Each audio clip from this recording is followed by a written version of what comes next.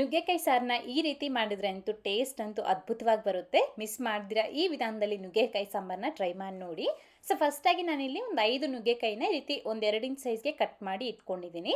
So ಈಗ ಈ ನುಗ್ಗೆಕಾಯಿಗೆ ಬೇಕಾಗಿರೋ ಬೇಳೆನ ಬೇಯಿಸ್ಕೊಳ್ಬೇಕಾಗತ್ತೆ. ನೋಡ್ಬೋದು ನಾನಿಲ್ಲಿ 1 ಕಪ್ ಆಗುವಷ್ಟು ತೊಗರಿಬೇಳೆ ತಗೊಂಡಿದ್ದೀನಿ. ಸುಮಾರಾಗಿ ಒಂದು 150 ಗ್ರಾಮ್ನಷ್ಟು ತೊಗರಿಬೇಳೆ ಇರುತ್ತೆ. ಸೊ ಇಷ್ಟು ಕ್ವಾಂಟಿಟಿಗೆ ನಮಗೆ ಇಲ್ಲಿ ಒಂದು 2 ಲೀಟರ್ ಆಗುವಷ್ಟು ಸಾಂಬಾರು ಅನ್ನೋದು ರೆಡಿ ಆಗುತ್ತೆ. ಈಗ ಈ ಬೇಳೆನ ಒಂದು ಕುಕ್ಕರ್ಗೆ ಹಾಕ್ಕೊಂಡು ಚೆನ್ನಾಗಿ ತೊಳೆದು ಅದರಲ್ಲಿ ಒಂದು 4 ಕಪ್ನಷ್ಟು ನೀರನ್ನ ಹಾಕಿ ಸ್ವಲ್ಪ ಉಪ್ಪು ಮತ್ತು ಅರಿಶಿಣದ ಪುಡಿನ ಹಾಕಿ ಈ ರೀತಿ ನಾವು ಚೆನ್ನಾಗಿ ಅದನ್ನು ಬೇಯಿಸ್ಕೊಳ್ಬೇಕಾಗತ್ತೆ. ಒಂದು 4ರಿಂದ 5 ವಿಸಿಲ್ ಹಾಕಿಸ್ಕೊಳ್ಳಿ. ಚೆನ್ನಾಗಿ ಸಾಫ್ಟಾಗಿ ಬೇಯಬೇಕು. ಈ ಥರ ಬೆಂದಾದಮೇಲೆ ಒಂಚೂರು ಇದನ್ನ ಈ ರೀತಿ ಮಸ್ಕೊಂಡು ಈ ಥರ ಕನ್ಸಿಸ್ಟೆನ್ಸಿಗೆ ರೆಡಿ ಮಾಡಿ ಎತ್ತಿಟ್ಕೊಳ್ಳಿ. ನೀವು ಒಂದು ಕಡೆ ಬೇಳೆನ ಬೇಯಿಸ್ಕೊಳ್ಳೋದಕ್ಕೆ ಇಟ್ಕೊಂಡು ಇನ್ನೊಂದು ಕಡೆ ರೀತಿ ಒಗ್ಗರಣೆ ಹಾಕ್ಕೊಳ್ಳಿ. ಒಂದು ಪಾತ್ರೆಯಲ್ಲಿ ಎಣ್ಣೆ ಮತ್ತು ಸಾಸಿವೆನ ಹಾಕ್ಕೊಂಡು ಚೆನ್ನಾಗಿ ಸಿರಿದಾದ ನಂತರ ಒಂದು ಸ್ವಲ್ಪ ಜೀರಿಗೆ ಕೂಡ ಹಾಕ್ಕೊಂಡಿದ್ರಲ್ಲಿ ಸಣ್ಣ ಈರುಳ್ಳಿನ ಈ ರೀತಿ ಒಂದು 2 ಹಿಡಿ ಆಗುವಷ್ಟು ಹಾಕ್ಕೊಳ್ಳಿ. ಅಥವಾ ನೀವು ನಾರ್ಮಲ್ ಈರುಳ್ಳಿ ಆದರೂ ಹಾಕ್ಕೊಳ್ಬೋದು, ಯಾವುದಾದ್ರೂ ಸರಿ. ಹಾಗೆಯೇ ಒಂದು ಗೆಡ್ಡೆ ಆಗುವಷ್ಟು ಬೆಳ್ಳುಳ್ಳಿನ ಸ್ವಲ್ಪ ಜಜ್ಜಿಬಿಟ್ಟು ಹಾಕ್ಕೊಳ್ಬೇಕು. ಮತ್ತು ಸ್ವಲ್ಪ ಕರ್ಬೇವಿನ ಸೊಪ್ಪು, ಒಂದು 2-3 ಒಣಗಿದ ಮೆಣಸಿನಕಾಯಿ, ಹಾಗೆ ಒಂದು ಸ್ವಲ್ಪ ಹಿಂಗನ್ನ ಹಾಕ್ಕೊಳ್ಳಿ. ಈ ರೀತಿ ಇಷ್ಟೆಲ್ಲ ಹಾಕ್ಕೊಂಡು ಲೈಟ್ ಗೋಲ್ಡನ್ ಕಲರ್ ಬರೋವರೆಗೂ ನಾವು ಇದನ್ನ ಫ್ರೈ ಮಾಡ್ಕೊಳ್ಬೇಕಾಗತ್ತೆ.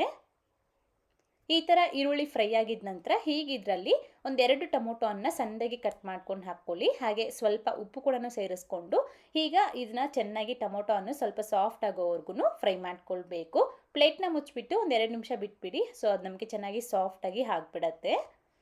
ಸಣ್ಣ ಈರುಳ್ಳಿ ಆದರೆ ನಮಗೆ ಟೇಸ್ಟ್ ಅನ್ನೋದು ತುಂಬಾ ಚೆನ್ನಾಗಿರುತ್ತೆ. ಇದ್ದರೆ ಅದನ್ನೇ ಹಾಕ್ಕೊಳ್ಳಿ. ಸೊ ಈ ರೀತಿ ಟೊಮೊಟೊವನ್ನು ಸ್ವಲ್ಪ ಮೆತ್ತಗಾದ ನಂತರ ಇದರಲ್ಲಿ ನಾವು ಈಗ ಸ್ವಲ್ಪ 1 ಟೀ ಸ್ಪೂನ್ ಆಗುವಷ್ಟು ಸಾಂಬಾರು ಪುಡಿನ ಹಾಕ್ಕೊಳ್ಬೇಕು. ನಿಮ್ಮ ಖಾರಕ್ಕೆ ನೀವು ನೋಡ್ಕೊಂಡು ನೀವು ಸಾಂಬಾರು ಪುಡಿನ ಹಾಕ್ಕೊಳ್ಬೋದು. ನಾನಿಲ್ಲಿ ಸ್ವಲ್ಪ ಕಡಿಮೆ ಖಾರದಲ್ಲಿ ಮಾಡ್ತಾಯಿದ್ದೀನಿ. ಹಾಗಾಗಿ ಜಸ್ಟ್ 1 ಟೀ ಸ್ಪೂನ್ ತುಂಬ ನಾನು ಮನೇಲಿ ಮಾಡಿರೋಂಥ ಸಾಂಬಾರು ಪುಡಿನ ಹಾಕ್ಕೊಂಡಿದ್ದೀನಿ.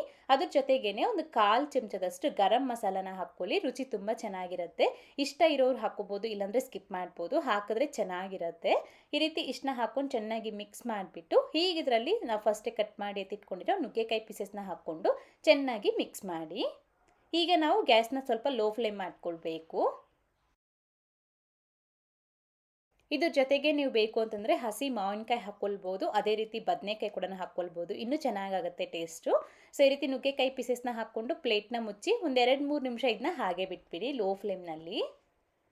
ಒಂದು 2-3 ನಿಮಿಷ ಆದಮೇಲೆ ಒಂದು ಸ್ವಲ್ಪ ಹುಣಸೆ ರಸನ ಹಾಕ್ಕೊಳ್ಬೇಕು. ಒಂದು ನಿಂಬೆಹಣ್ಣಿನ ಸೈಜಷ್ಟು ಹುಣಸೆಹಣ್ಣನ್ನ ನೆನೆಸ್ಬಿಟ್ಟು ಕಿವುಚಿ ಆ ರಸನ ಇದಕ್ಕೆ ಹಾಕ್ಕೊಂಡು ಮತ್ತೆ ಒಂದು ಅರ್ಧ ಲೀಟರ್ ಆಗುವಷ್ಟು ನೀರು ಕೂಡ ಸೇರಿಸ್ಕೊಂಡು ಚೆನ್ನಾಗಿ ಮಿಕ್ಸ್ ಮಾಡಿ ಪ್ಲೇಟ್ನ ಮುಚ್ಚಿಬಿಟ್ಟು 4-5 ನಿಮಿಷ ಇದನ್ನ ಬೇಯಲಿಕ್ಕೆ ಬಿಡಬೇಕು.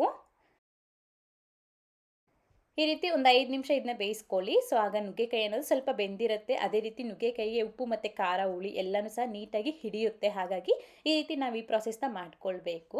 ಒಂದು 4-5 ನಿಮಿಷ ಆದಮೇಲೆ ಫಸ್ಟೇ ನಾವು ಬೇಯಿಸ್ಕೊಂಡಿರೋ ಈ ಬೇಳೆ ಇದೆಯಲ್ಲ, ಸೊ ಅದೆಲ್ಲನೂ ಸಹ ಹಾಕ್ಕೊಂಬಿಡ್ಬೇಕು. ಮತ್ತು ಈಗ ಇದಕ್ಕೆ ಎಷ್ಟು ನೀರು ಬೇಕೋ ಅಷ್ಟು ನೀರನ್ನ ಹಾಕ್ಕೊಳ್ಳಿ. ಸ್ವಲ್ಪ ನಾನಿಲ್ಲಿ ಗಟ್ಟಿಯಾಗಿ ಮಾಡ್ಕೊಳ್ತಾ ಇದ್ದೀನಿ. ನೀವು ಬೇಕು ಅಂತಂದರೆ ತೆಳ್ಳಗಾದರೂ ಮಾಡ್ಕೊಳ್ಬೋದು. ನಾನಿಲ್ಲಿ ಮುದ್ದೆ ಮತ್ತು ಅನ್ನಕ್ಕೆ ಎರಡಕ್ಕೂ ಆಗೋ ರೀತಿ ಮಾಡ್ತಾಯಿದ್ದೀನಿ. ಸೊ ಈ ಕನ್ಸಿಸ್ಟೆನ್ಸಿಗೆ ನಾನು ಸಾಂಬಾರನ್ನ ಮಾಡ್ಕೊಂಡಿದ್ದೀನಿ. ಈ ರೀತಿ ಮಾಡ್ಕೊಂಡ್ಬಿಟ್ಟು ಈಗ ಮತ್ತೆ ಪ್ಲೇಟ್ನ ಮುಚ್ಚಿಬಿಟ್ಟು ಒಂದು ಕುದಿ ಬರೋವರೆಗೂ ಇದನ್ನ ಹಾಗೆ ಬಿಟ್ಬಿಡಿ. ಒಂದು ಕುದಿ ಬಂದಾದಮೇಲೆ ಟೇಸ್ಟ್ ನೋಡ್ಕೊಳ್ಳಿ. ಉಪ್ಪು ಅಥವಾ ಖಾರ ಮತ್ತು ಹುಳಿ ಅನ್ನೋದೇನಾದರೂ ಕಡಿಮೆ ಅಂತ ಅನಿಸಿದ್ರು ಅಂದರೆ ಇನ್ನು ಸ್ವಲ್ಪ ನೀವು ಉಪ್ಪು ಮತ್ತು ಖಾರ ಹುಳಿನ ಹಾಕ್ಕೊಳ್ಬೋದು.